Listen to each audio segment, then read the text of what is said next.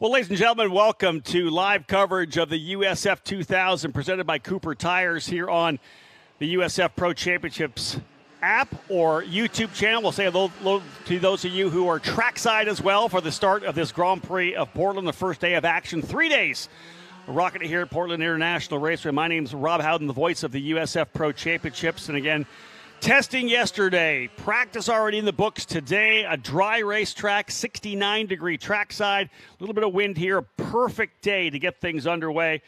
Of course, the penultimate weekend for the NTT IndyCar Series, but for the drivers here in the USF Pro Championships presented by Cooper Tires, the ladder system that develops racers to move in to IndyCar competition. This is it. This is the season finale for USF 2000 and USF Pro 2000. Championships up for grabs here. Two drivers from Pabst Racing in each of the series lead the points coming in. In this USF 2000 category, it's Simon Sykes up by 69 points over Lockie Hughes. Miles Rowe leading the way in USF Pro 2000 by 58 points over Kiko Porto. Focusing now, though, on qualifying for USF 2000, the Discount Tire Scholarship Program, valued over $433,000 for the champion in USF 2000 to move into USF Pro 2000 next season. Again, the racing will have 3 races, triple header for both the categories here in the Discount Tire Grand Prix of Portland. 1 race later on today for the drivers here in this program in USF 2000, USF Pro. Green flag set to go this afternoon for around 4:30. 5:30 for USF Pro 2000, the first of 3 races. We'll also race one event each on Saturday afternoon. And again, if you're here for the IndyCar race, of course you are, on Sunday, don't go anywhere when we're all said and done. No need to jump in the car. Don't get into the traffic. 2 races for you to wrap things up on Sunday afternoon. So that, again, perfect opportunity to kind of hang out, enjoy yourself on Sunday. 3:15 green flag for USF Pro 2000, and we'll cap off the weekend for the USF Pro Championships with the USF 2000, the back end of their triple header. Green flag set to go for 4:20. Drivers rolling on the racetrack now. Let's have a look at the broadcast as we get things rolling. Time clock in the upper left of the screen. 12-turn racetrack, 1.964 miles, just a shade under 2 miles around this track. It's a tough one. It's a jewel, though, for motorsports here in the Pacific Northwest. And our one big West Coast run for the drivers here in the USF Pro Championships over years. We've been to Laguna Seca. We've been to Sonoma. It was so great we got a chance to come back here to Portland. Iconic racetrack for certain, as the drivers have now rolled out here. 30-minute time window for the drivers here in USF 2000, but if we go green the whole way, it's 20 minutes of max green time. So if we go green to checker in this session, they'll get 20 minutes to lay down their fastest time. Practice earlier today was done on scuffed tires, a used set, carryovers as we call them, that were used in Toronto about 6 weeks ago. That was the last race in July in Toronto. These USF 2000 drivers have been sitting on the sidelines dying to get back on the racetrack.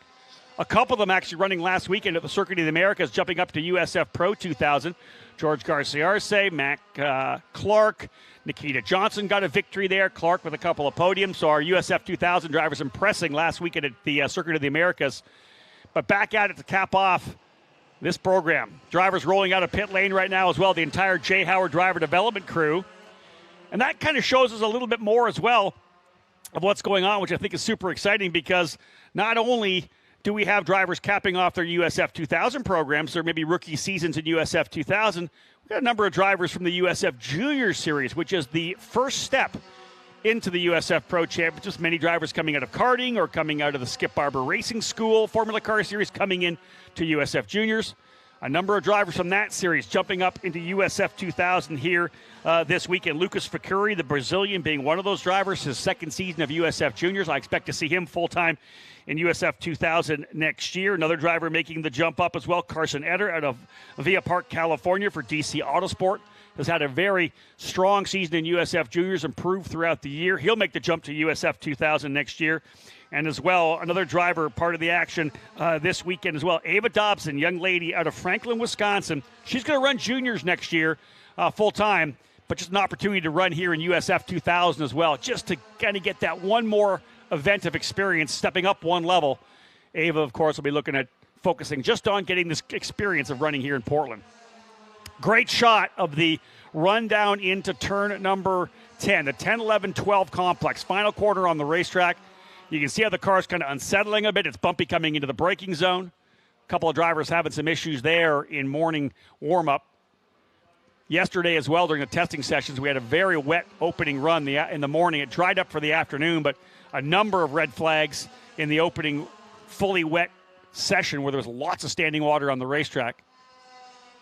Clean and dry as the temperature's working its way up to 69 degrees here trackside. Potentially 80 degrees is the high for the day.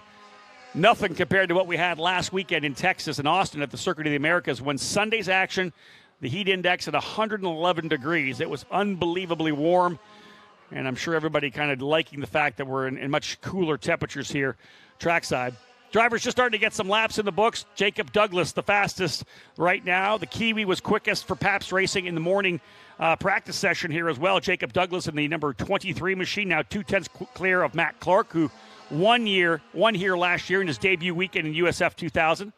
Matt Clark out of Campbellville, Ontario, Canada, city right close to Toronto. Last year's USF Juniors champion. Been very strong this year.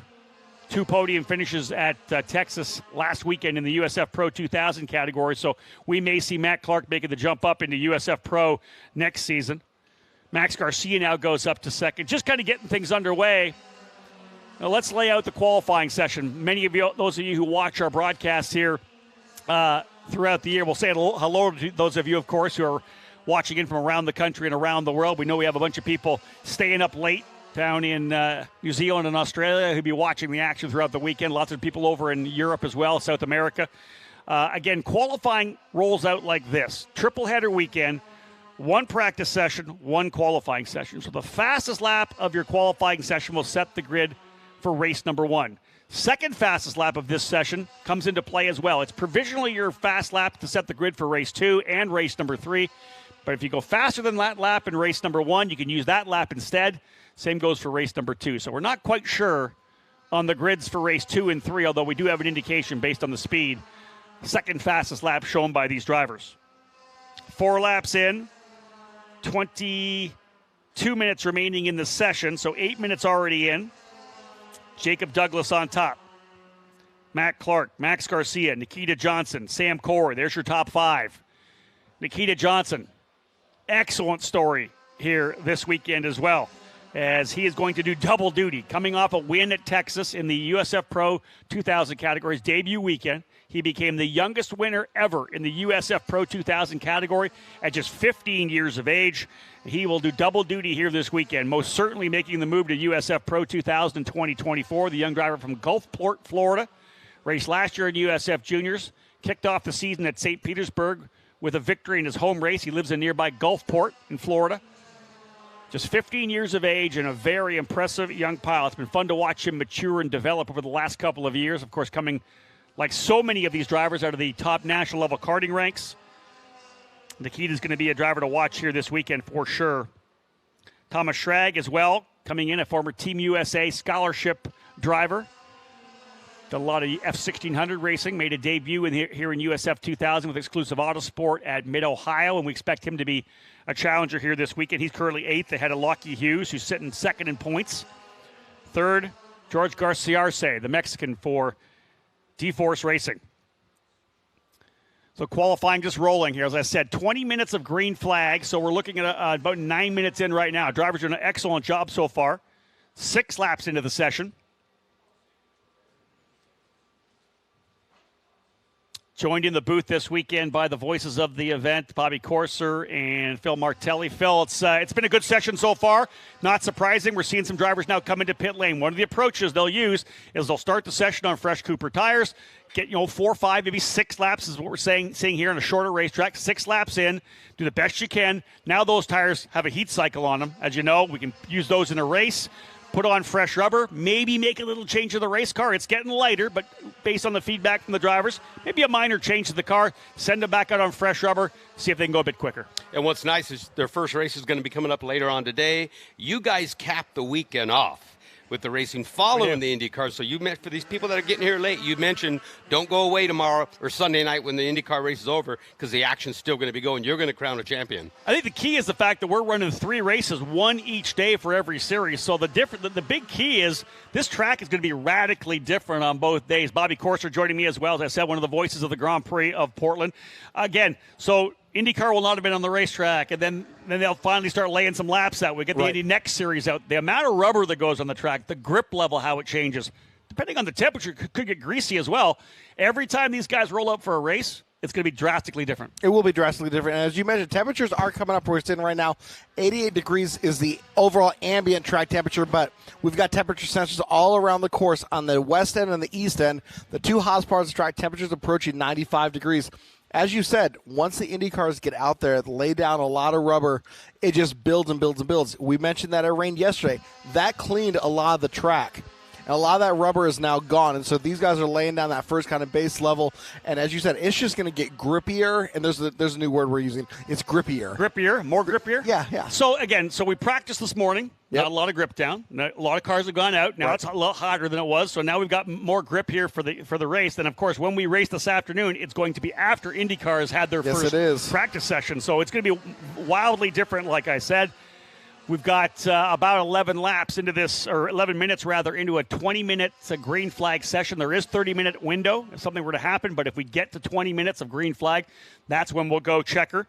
Simon Sykes, your championship leader, has worked his way now up into P1 for Pabst Racing. A minor little issue with the car. They were able to get it dialed in electronically, get that fixed up for Simon. He's P1 right now in the number 22.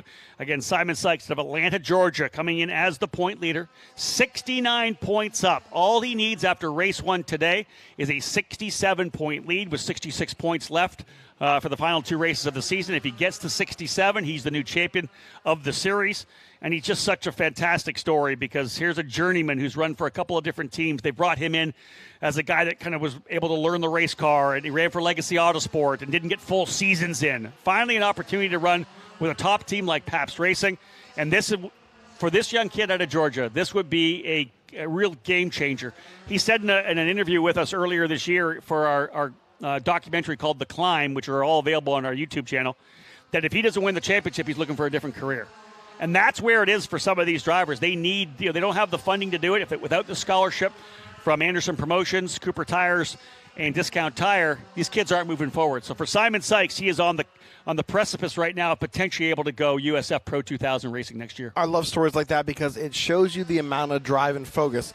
I'm a big radio guy, as you are as well, and so I've spent a lot of time in the music world, and you get a lot of those artists that are like, hey,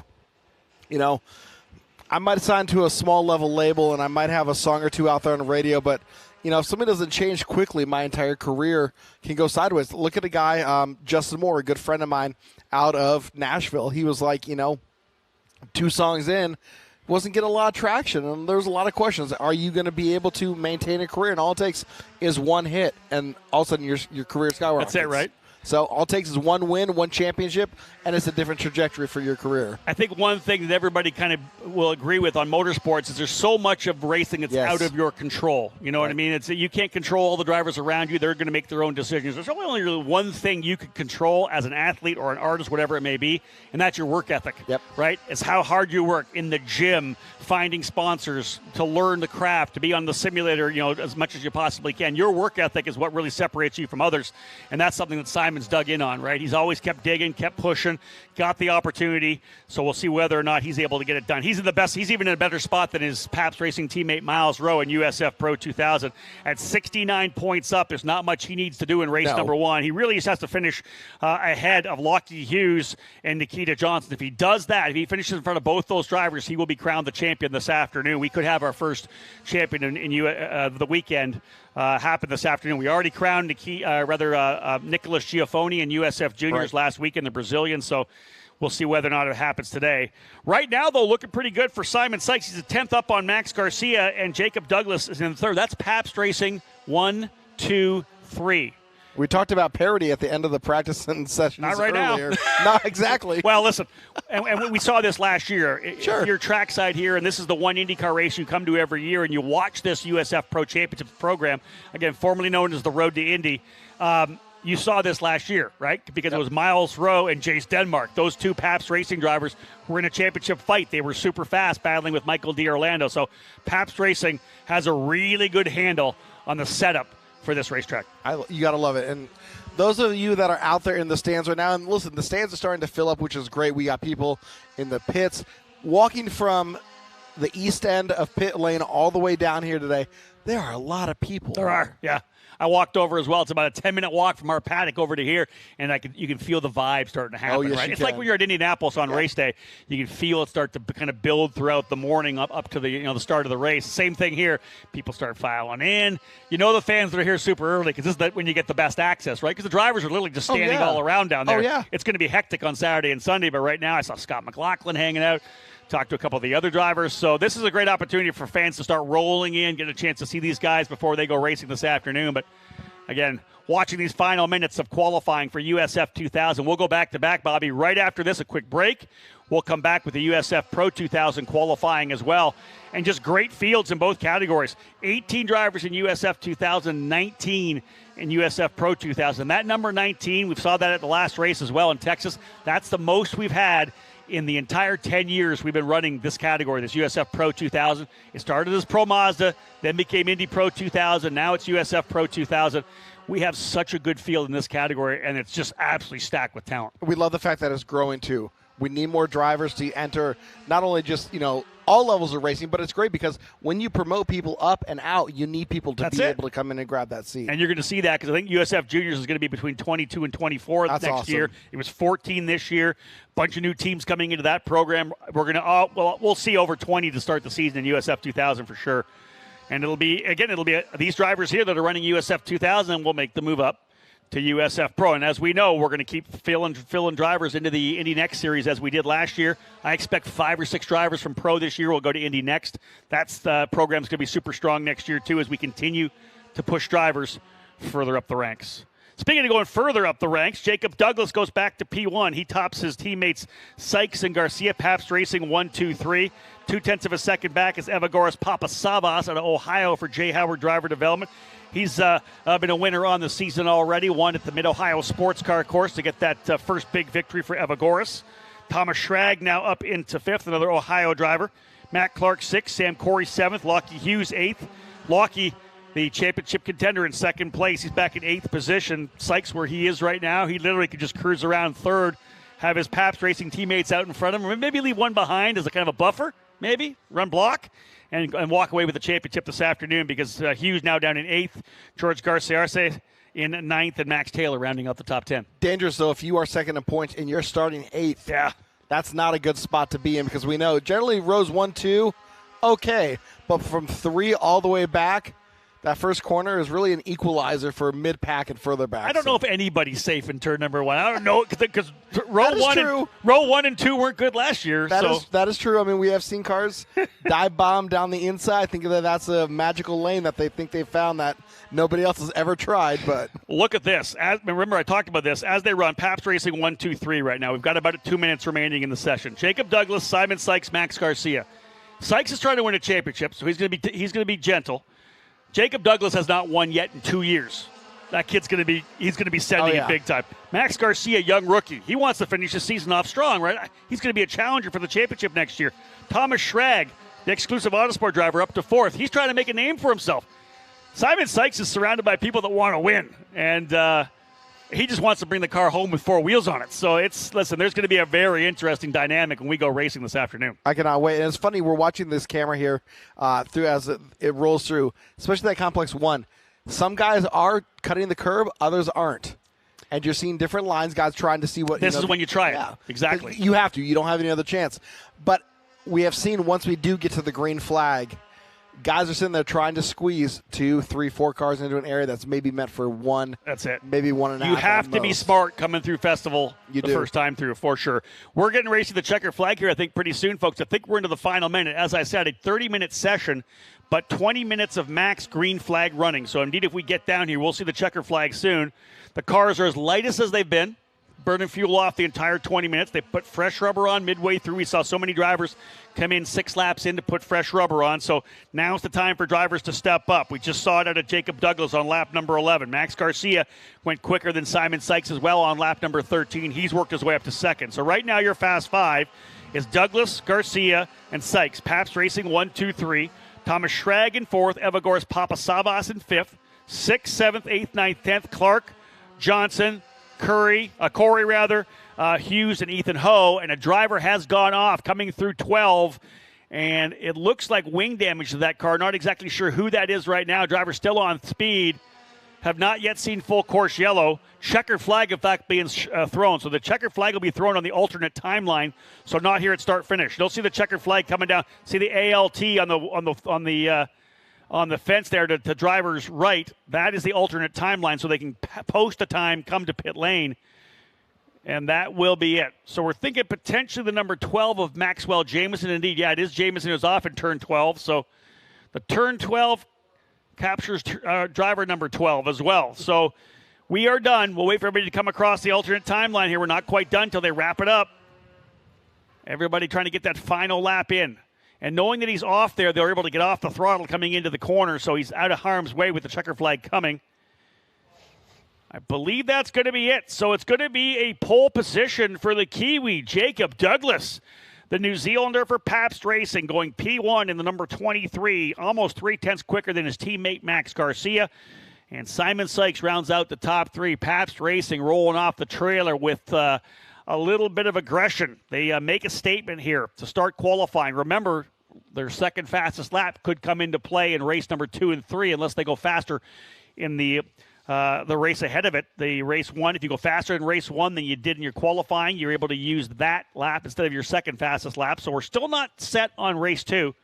But it'll be Jacob Douglas alongside Max Garcia on row 1. Simon Sykes will start alongside Thomas Schrag, who makes his second weekend start here with exclusive Autosport the 2023 season.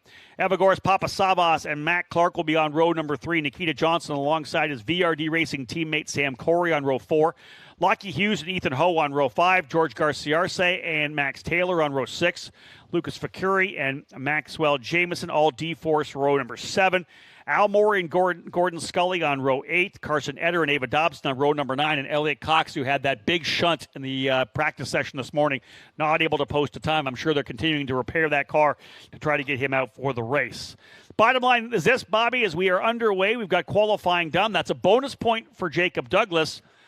Simon Sykes didn't get the bonus point, but neither did either of the 2 drivers chasing him in the championship right now, Nikita Johnson or Lockie Hughes. So essentially a wash in terms of that 1 bonus point. Again, Simon Sykes, everything he needed to get done is going to qualify up front. Now he's got to take care of the car for the main event racing this afternoon. If he does that, when we go for what will be a 25-lap race, he's going to come away with a champion and have a nice check for over $430,000. That's a great payday. Right? Great payday. Let me ask you this real quick. So, again, we know obviously throughout the year testing is limited. How many test days do you guys get to actually be in the car, be on a track, and start to build up as you lead into the season? Well, this is interesting. In the off season between now, like essentially on Tuesday or Monday when we finish off the season, right through it, essentially till the start of spring training, it's open. You can test as much as you want in the off season. Wow, okay. During the racing season, only 3 test days. Now, oftentimes, like yesterday, we'll have a Thursday test day at a track, right, an official series test day at the track, but otherwise just 3 days of testing from the start of the season to the end of the season. We want to try to keep the budgets low, but coming into the season, you can test as much as you want. Interesting. Okay, I like that. that. So, folks, that wraps things up here for USF 2000. Noon time here, Pacific. We'll get back at it for the USF Pro 2000 category presented by Cooper Tires. Miles Rowe trying to follow in the footsteps of his Pabst Racing USF 2000 teammates who dominated qualifying. Rowe with a bit of a shunt in the morning practice session. Damage to the left front of the car. I'm sure they'll be able to get that thing repaired. We'll be back live if you're watching here on the YouTube channel for the USF Pro Championships or on the downloadable app as well. If potentially you're watching qualifying or live timing there. We'll be back at noon Pacific, 3 o'clock Eastern. We'll be back, folks. More coverage of the USF Pro Championships presented by Cooper Tires. Oregon is so incredibly dynamic. Get them while they're hot. We're like any normal family. We just get shorter wait times because we buy and book online at discounttire.com. So easy. Which gives us more time for things like... Come on, Mom. Ready? And it's all thanks to Kyle. Thank you. Get 30% shorter average wait time when you buy and book online at discounttire.com. Let's get you taken care of.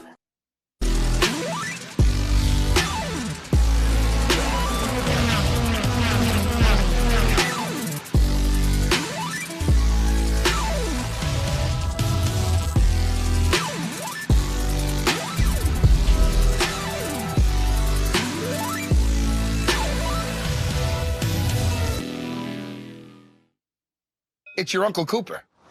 Sure, once in a blue moon, you might need your tires for hauling a horse in a hailstorm. But most days, you're gonna need your tires for tougher things, like teaching your sister's kid how to parallel park.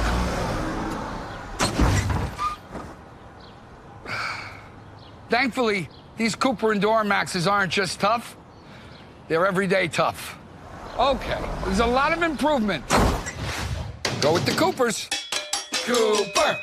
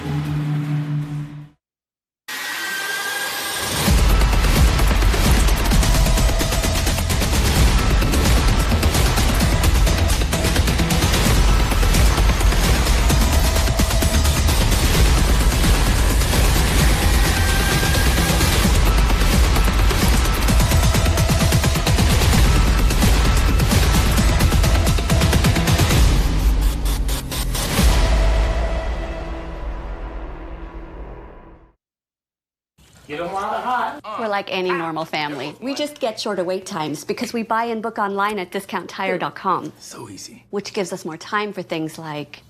Come on, Mom.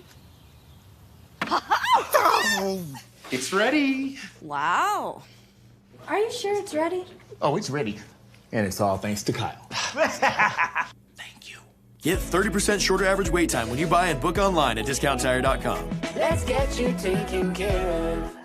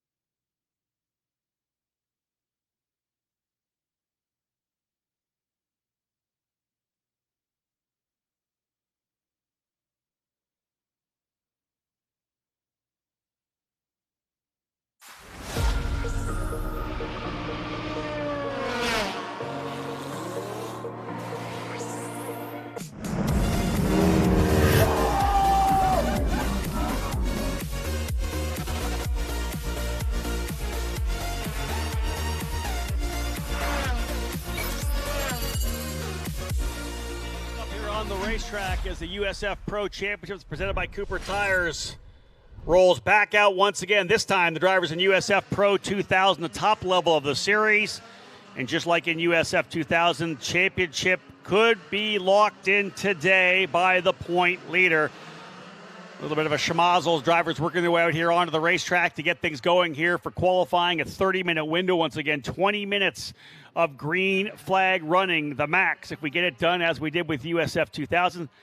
Hello, race fans. Rob Howden here, the voice of this USF Pro Championships. Awesome to be back here at Portland International Raceway, the one event that we head to the West Coast each year to cap off our championship, the season finale for this program. 3 tiers now in the USF Pro Championships presented by Cooper Tires. USF Juniors, the first step out of karting or the Skip Barber Racing School Formula Car Series, F1600. Those kind of programs move into USF Juniors. Then into USF 2000. The champion from USF Juniors, Nicholas Giaffoni, winning a scholarship worth over $212,000 to make the move up next year to USF 2000. Nicholas here this weekend with his D-Force squad. And, of course, USF 2000 drivers gunning for the scholarship to move into USF Pro 2000 in 2024. And then from there, as we do each year, we graduate a number of drivers into the Indy Next Series. You'll see them on track. I want to say probably 90% of the Indy Next field all coming through this USF Pro Championships ladder system through USF 2000, USF Pro 2000. Including, of course, the point leader in Indy Next, Christian Rasmussen, USF 2000, USF Pro 2000 champion, trying to follow in the footsteps of Kyle Kirkwood, winning all 3 of those championships. He'll try to do that at Laguna Seca next weekend.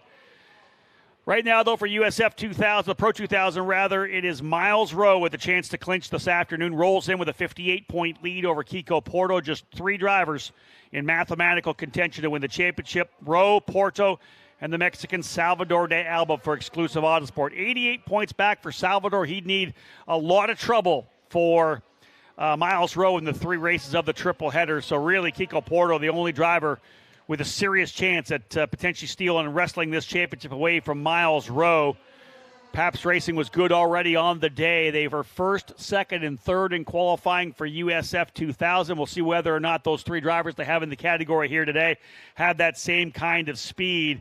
Because, again, Miles Rowe in the number 99, we've talked about him. Jordan Missig in the 19, Chase Denmark in the number 20, all running for the flat black liveried Pabst Racing cars. Denmark was good here last year. He and Miles Rowe were in the middle of a USF 2000 championship battle with Michael D'Orlando, who came out as the race winner. Being told a driver's gone off in turn number, right here, you can see him in the bottom of the hill. That is Jordan Missig, the Pabst Racing driver, has had some trouble coming through turn number 10, 11, and 12. A number of racers have struggled coming through there. Missig looks like he is into the wall potentially, and red flag coming out, full course yellow. Missig off the racetrack. Here comes the AMR IndyCar safety crew to get out to him. And that'll bring a quick red flag out. Again, 20 minutes of green flag as the max, so there's lots of time within this window. But the AMR IndyCar safety crew getting over to Jordan. We'll see whether or how much damage there is on that race car now. Again, 30-minute qualifying session, 20 minutes of green flag running. Drivers under the red flag condition will bring their cars all the way back now into pit lane to start it out again. I don't even know if anybody got a full flying lap in. A couple of drivers did. Kiko Porto went a 110.6. Michael D'Orlando a 110.9. Liam Zendelli, Salvador de Alba, and Danny Dezelski also getting a couple of laps in. Let's have a look at the replay here of Jordan Missig coming in. Oh, he loses it on the entry. Trying to carry a bunch of speed into the entry. Loses it, backs it through. Going to do a bunch of 360s coming around. Bouncing like crazy, trying to keep it straight back in. That's going to be damaged likely to the... that may be just the wing. And onto the attenuator of the gearbox. Potential left rear damage as well. I'm going to say Bobby Corser, the voice of the race track, he and, of course, Phil Martelli joining me here in their booth. But Bobby, potential left rear. He didn't pull away. Probably left rear damage as well. Yeah, and as you said, he could have backed into that wall hard. You know, it didn't look too bad. We got a replay coming up here again, but you just look, he, like you said, he misses the entry to 11, and then it throws it into 12, and just around and around it goes. So he's trying to carry a lot of speed into that corner, yeah, right? Trying to get the thing to rotate coming through. Just lost the rear end on the transition.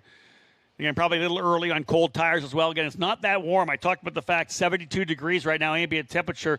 Average track temp around 92. Into that corner, about 102.9. Still not that high coming into that particular part of the racetrack. So not that hard to make a little mistake like that. And again, that brought out the red flag. So a couple drivers getting laps in, but not going to take long to get, I think, Jordan cleaned up with the AMR IndyCar safety team. Kiko Porto on top, though, with a 110.660. Miles Rowe with a chance to clinch here this afternoon, as will his teammate. In fact, yeah, there's Missig actually pulling back to pit lane as well. So that's good news. Very good news. I'm surprised that he wasn't able to pull away from the incident scene, but he does come back. You can see bent wing, the wing on the rear of the car bent. They'll get that replaced and get him back out on track. So not losing much time at all for qualifying here for USF Pro 2000. But again, Miles Rowe and Simon Sykes, Pabst Racing with an opportunity to take both these championships. Augie Pabst last year has been just dying to get that first championship, has pushed so hard. They've won team championships before, but he wanted to get that individual drivers championship. Had two drivers in the fight last year in USF 2000, both those drivers having issues. Michael D'Orlando coming out of the chaos to win that championship. This year, a chance for two for Augie Pabst. These guys could be celebrating big time on both Sunday and Monday night if they're able to get those two championships locked and loaded. What a great chance for a team to actually go back-to-back like that. That is fantastic news, and we're so glad one. Not a lot of time off track, maybe 3-4 minutes total stoppage there, so that's good. They got plenty of time left, clock's running back again, so they'll get their guaranteed 20 of green. One of the Jay Howard cars having trouble coming out of pit lane and cutting right through the runoff. A couple of the drivers a little later to the party. One of them, Nikita Johnson, the number 17, just rolling off pit lane right now. What an interesting story for Nikita Johnson. We'll take some time to talk about the young driver from Gulfport, Florida. Last year, USF Juniors was able to get wins past the midway part of the season. Started the season off at USF 2000 as a rookie and won in his home race at the Grand Prix of St. Petersburg. Again, nearby Gulfport home, so he was able to win in the home race. Big for him. Third place in the championship battle right now. Not really with an opportunity to win the title, but still impressive on the season. He's going to go USF Pro 2000 racing in 2024, so why not run the race at COTA last weekend? He rolls in, 15 years of age, ends up winning the back end of the doubleheader. So impressive for him. The youngest ever winner in USF Pro 2000 history, 15 years of age. I won there. I'll run it at Portland, too. Double duty. He's running USF 2000 and Pro 2000 this weekend. So essentially 10 sessions over Friday, Saturday, and Sunday. He's going to do 6 races throughout the day, 2 races every day, back-to-back. He'll jump out of the USF 2000 car and jump into the Pro 2000 car. This is going to be impressive for a young driver here. He's going to be challenged physically throughout the weekend. No, he absolutely is. I love the story, though. We talk about guys that are trying to make the most of the opportunity, and what a great way. Go into COTA, you win the back half of the race, then you're going to do double duty in Portland just to kind of get a feel of what you're going to see for the full season next year. That is awesome. What if he wins? Think about the momentum he's going to have confidence-wise rolling into the offseason. I've already won twice. I'm going to go dominate this championship next year, right? As he should. Yeah. That's fantastic. It's also big for VRD Racing, their debut in this USF Pro 2000 category. They had a big day on Sunday. Their driver, Jimmy Lockhart, won both USF Juniors races on Sunday, the back end of the triple header, to move himself up into the points. His first 2 wins as a juniors driver. What's he doing this weekend? He's a mechanic. He's wrenching on the cars. I love this. He races last weekend. This weekend he's a grunt. He's working on, he's getting his hands dirty working on the cars. I love seeing that from the driver to Fort Lauderdale. No, I love it too, and it's great. These guys know their cars inside and out, and it's great when they can sit there and step up. I know their teams appreciate it, and you know what it does for team camaraderie? It shows that the driver's not above everybody else. That's it. He'll do it. He'll put the work in, right? So, yeah, great job for Jimmy Lockhart. Again, on the wrenches here this weekend, helping out with the team. We'll continue to watch what goes as we're now rolling back into it now. Michael D'Orlando has gone to P1, a 109.692 for D'Orlando. Number 4 rolling out here as well. That is Ricardo Escoto. You wonder how many drivers potentially coming into pit lane. Another driver in here as well, the number 10 into pit lane. That's Liram Zendelli for TJ Speed, the German coming in, potentially putting on fresh rubber. D'Orlando on top, Kiko Porto in second, Bajoy Garg now to third, Jonathan Brown in fourth, and Francesco Pizzi rounding out the top 5 here. Still lots of time on the clock. Chase Denmark in 6th spot. 7th now is Salvador de Alba. 8th, Lucas St. Jean. 9th, Jack William Miller. Brown now up into second, so Turn 3 Motorsports goes 1-2 with Michael D'Orlando and Jonathan Brown. Porto, Garg, and Pizzi now your top 5. So still a long way to go. Again, folks, Cooper Tire is proud to be the presenting sponsor of all 3 levels of the USF Pro Championships. Make sure to check out Cooper's all-new Discoverer Rugged Trek, the ultimate suburban cruiser. It's an all-season tire featuring an aggressive tread design that delivers excellent traction and comfort on concrete. For more information, visit coopertire.com or follow them on Twitter and Instagram at Team Cooper Tire. Discount Tire is the official tire retailer of the USF Pro Championships, presented by Cooper Tires. At Discount Tire, we know your time is valuable. Get a 30% shorter average wait time when you book and buy online. Visit discounttire.com today to schedule your appointment. Great to have Discount Tire on board. Bobby, they came on with us this year as essentially the entitlement sponsor of our scholarship program. At so many events we do, they have their Discount Tire STEM program. They bring students out into races. We had a great group in Texas. So we've had just a great time working with Discount Tire here for 2023. It's been fun. It's great to have great sponsors like that. They're willing to come in. They help. They contribute. And, we talk a lot about the supporters. We talk about the scholarship funds. And it's great to have a company that understands the importance of that. And I know Discount Tire has stepped up in a big way to help you guys out with that. Yeah, and again, every time we go to the racetrack, we have these STEM students that come out. They're just absolutely geeked about being at the racetrack, right? Oh, absolutely. We do tours with them and meet the drivers, get up close and personal with a car tour, and they're like, okay, this is cool. I want to do this. We're 100% going to get some new crew members out of this program because people who love racing see there's an opportunity to potentially do it. So they're geeked out. There's 6 drivers in the pit lane, 5 including, I believe, the repairs still being happening for Missig. The 55 is in as well. That is Francesco Pizzi, the Italian. We've got the 2 drivers as well from Exclusive Autosport are into pit lane, Salvador de Alba and Lindsey Brewer.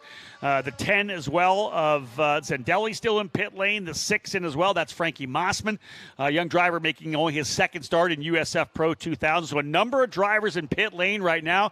We're at that halfway point, about 11 minutes left and on green flag running. Get out there, get the first set of sticker tires, see what you can do, come in, talk to your mechanic, your engineer, maybe make a minor change, put fresh rubber back on. Car's getting lighter, see if you can go quicker. Let me ask you this real quick. So we know, obviously, in the NTT IndyCar Series, you're going to have your alternate tires in your primary blacks. You have stickers. They say those tires are the best off the top. What I'm hearing you say is that might not necessarily be the case with the Cooper tires that these guys are running. A lot of times it depends on the racetrack how it eats up tires. But to be honest, with the tires we've had from Cooper over the entire 14 years we've been with Cooper, this of course is the final event with Cooper tires. So we'll give them a proper send off on Sunday afternoon, of course, at our banquet on Monday. But man, they're so consistent that you can bang out laps. We often see guys go with the quickest lap at the very last lap of a session when the car's as light as it can possibly be. So the consistency of the tire, we don't have that little spike 2 laps in as you often have with IndyCar with the Reds, right? You've got to hit that 1 lap on when the tires are their best. Cooper tires will last a lot longer, so the drivers are always trying to build up speed. And look at more drivers coming into pit lane. A number of drivers getting things dialed in here with, again, 10 minutes remaining in the session. Up top, as we said, good run so far here for Bijoy Garg. He now goes to P1. For D-Force Racing in the number 7, a 109.065 for Bijoy Garg. It may be interesting to point out as well, we haven't done this, about 3 seconds faster these cars are than USF 2000. Often get asked, what's the difference between a USF 2000 car and a USF Pro 2000 car? Exactly the same carbon tub. It's the same Tatis race car itself, but different bodywork. There's more. The wings are a lot bigger, dual element wing on the rear, so indeed more downforce. Bigger brakes, so more braking capability, bigger tires for more grip, and another 80 horsepower, 250 horsepower on the engine. So, again, more of everything for the drivers here in USF Pro 2000. Comparing lap times, USF 2000, as you said, probably a 112. Then you're going to get a 109, 108 maybe in there. Indy next. Probably 3 more seconds. Yeah, 3 more seconds. And, again, track record for NTT IndyCar Series is Will Power with a 57 and change. There you go. So these guys are still within a relatively comparable pace. The speed's there. That's it. And it's great. And it's about giving the drivers, as they work their way up the ladder, that other challenge. Right? When you see it, some drivers will try to go from USF 2000 up into Indy Next. That's a huge jump. That's triple the horsepower. It's a lot. So I think the way we have it set up with the USF Pro 2000 category, the steady increments of speed and competition is, I think, what makes it so good. And that's what we've been able to develop so many Indy Next drivers. Comparable for those of you out in the stands listening, going from my Dodge Neon to a Tesla. It takes my Neon a good, 9 seconds to go 0 to 60, the 4-cylinder car. and then you get in a Tesla at 0 to 60 in, 3.3 seconds like that. That's it. It's scary. That's exactly, again, that's it. And for these cars here, I think you compare it to a 250 horsepower sports car. It's the aerodynamics and the fact that the car is so stiffly sprung as well. It's very, the dynamics of the car it's so unbelievably nimble. It carries way more corner speed. Right. Through especially in some of the longer corners, duration corners, where you can pull that G because you have the aerodynamics. So let's have a look at this. As a bunch of drivers have been into pit lane and coming back out. We're going to see drivers start to push now.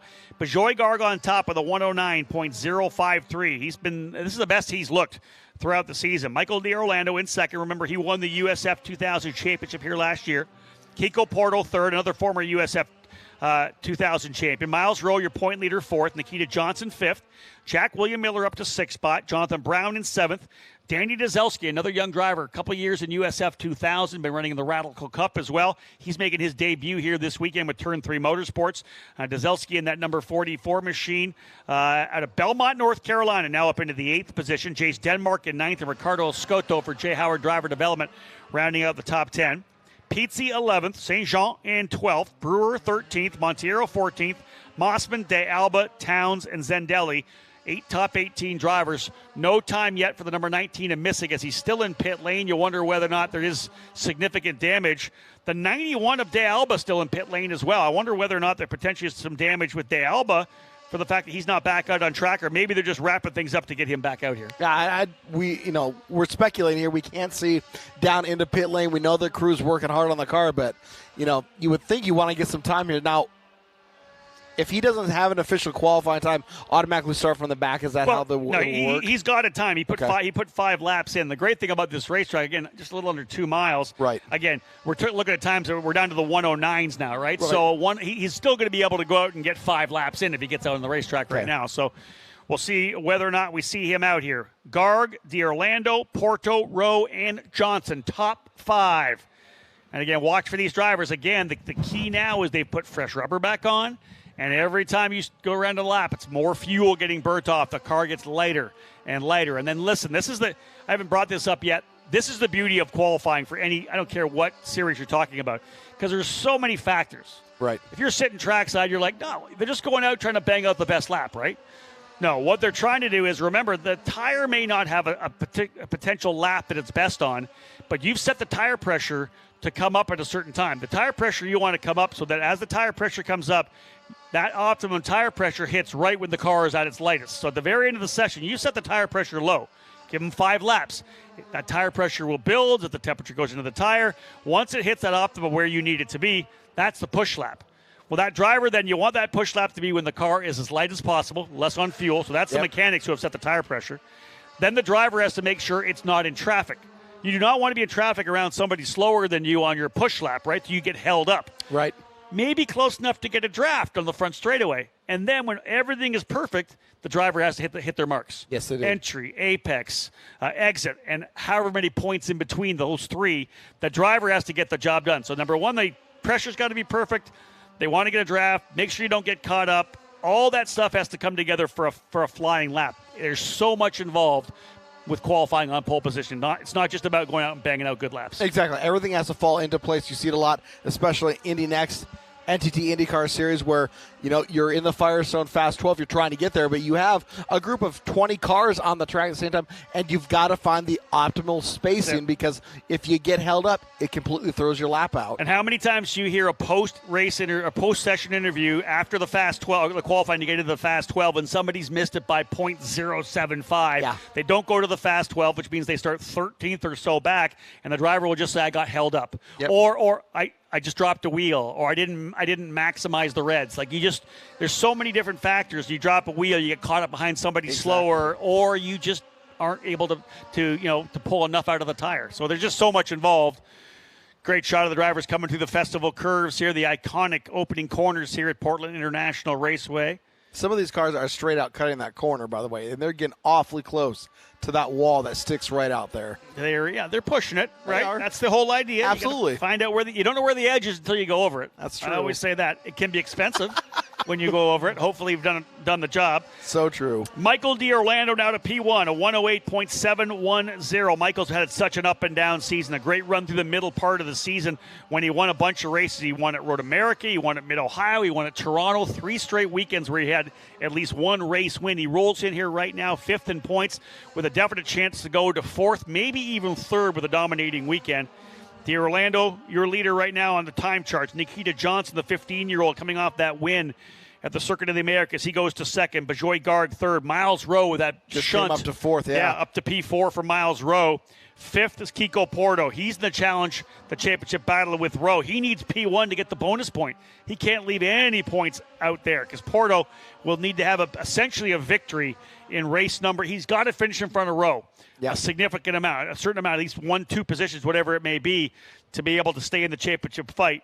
Porto 5th, Liram Zendelli 6th, Danny Dezelski so impressive right now in 7th, Jonathan Brown in 8th, Ricardo Escoto 9th, and Jace Denmark rounding out your top 10. Time winding down. Just over 2 minutes to go. Probably 2 laps on the racetrack, especially those getting ready to come across the timing line right now. They'll probably get one more after this one. Remember, the alternate timeline at the end of the straightaway between turn 8 and turn 10. 9, just a bit of a kink on the back straightaway there. The 10 is the left, right. 10, 11, left, right. Big right-hand corner coming on through onto the front straightaway. Great complex, though. Oh, I love it. It's what just, a great complex. You carry so much speed through, and then you have to be confident in the car on the transition back to the left side to get to take a set before you roll back through turn number 12. And car placement, where you are on the racetrack through 12, you can rob speed if you're not down to the bottom of the racetrack. So You'll see drivers really fight to get that car transitioned, take a set again. So it's got the squat back down into turn number 12. A minute, just over a minute to go. D'Orlando still on top. Johnson, Garg, 1, 2, 3.